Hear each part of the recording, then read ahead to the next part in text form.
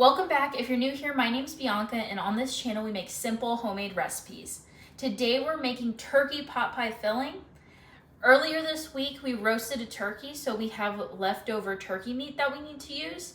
So we are putting together pot pie filling and throwing in the turkey at the very end. I do have a short that goes through how to make chicken pot pie filling using raw chicken all the way to the finished product. I'll see if I could link it here. We are at the stove and I am gonna put this pot on medium-high heat with half a stick of butter.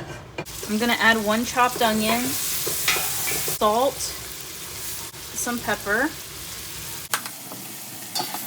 Now we're gonna add some minced garlic. Now I have peeled and cut carrots and sliced celery. Now we're gonna add 2 quarts of vegetable stock.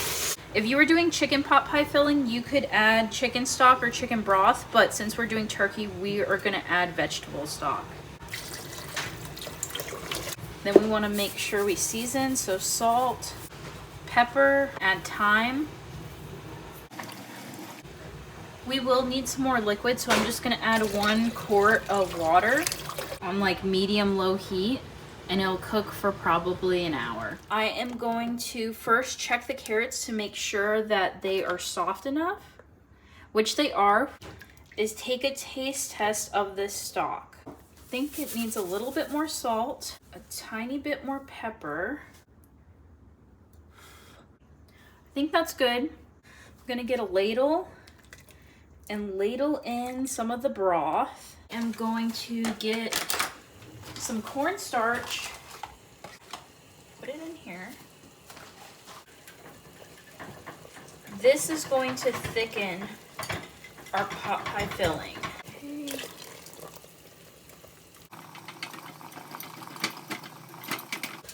We're gonna add in our turkey. Our turkey is cold, so it is gonna drop the temperature. We're gonna let it cook for a little bit. We need to add the peas, so let me bump the heat back up. We are adding sweet peas. We are still gonna cook the pot pie filling in the oven, so I'm gonna cut the heat. I'm gonna pour in a little bit of heavy cream. We have our turkey pot pie filling. We are gonna scoop this biscuit mix on top. I will link the video for this recipe. We are going to put this in the oven at 400 degrees for about 25 to 30 minutes.